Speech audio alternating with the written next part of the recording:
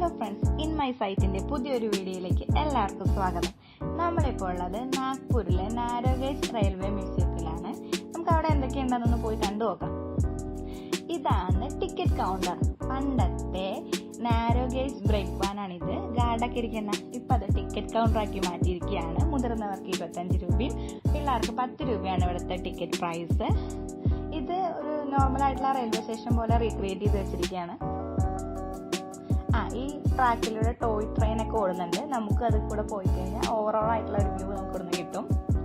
പിന്നെ ഇങ്ങനെ പോകുമ്പോൾ നല്ല പച്ചപ്പ് നിറഞ്ഞ പാർക്കാണ്. ഇപ്പോൾ കുട്ടികളെ കൊണ്ടുവന്നാലും അവർക്കും സമയം ചെലവഴിക്കാനുള്ള പാർക്കുകളൊക്കെ കൂടി ഉണ്ട്. ഇത് 1907 നിർമ്മിച്ച ഇംഗ്ലണ്ടിൽ നിർമ്മിച്ച ഒരു സ്റ്റീം എഞ്ചിനാണ്. അതിന്റെ വിവരങ്ങളൊക്കെ ഇവിടെ കാണുന്നുണ്ട്.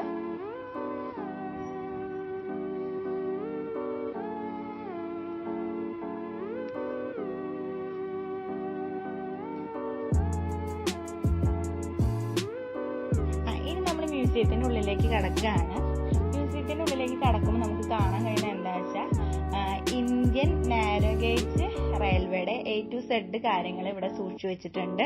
അതിങ്ങനെ ഡിഫറെന്റ് ആയിട്ട് നന്നായിട്ടാണ് ഇത് തരംതിരിച്ചു വെച്ചിരിക്കുന്നത്. മുതിർന്നവർക്കായാലും കുട്ടികൾക്കായാലും നാരോ ഗേജ് റെയിൽവേ മ്യൂസിയത്തിന്റെ ഒരു ഹിസ്റ്ററി നമുക്ക് ഇവിടെ നിന്ന് കാണാൻ പറ്റും. എഞ്ചിന്റെ പാർട്ടുകളും ബോഗിയുടെയും അങ്ങനെ ഓരോ പാർട്ടുകളും നമുക്കിവിടെ കാണാൻ പറ്റും. പിന്നെ 2 സ്റ്റീം എഞ്ചിനുകൾ ഇവിടെ ഉണ്ട്.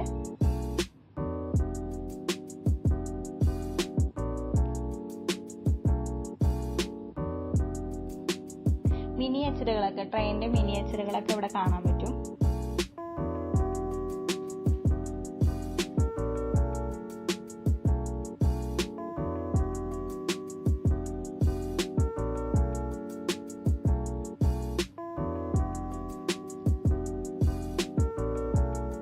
ഇത് ലോക്കോ പൈലറ്റ് ഇരിക്കുന്ന സ്ഥലമാണ്. ഇതൊരു ടിപ്പിക്കൽ ആയിട്ടുള്ള ഒരു റെയിൽവേ ക്രോസിംഗ് ആണ്.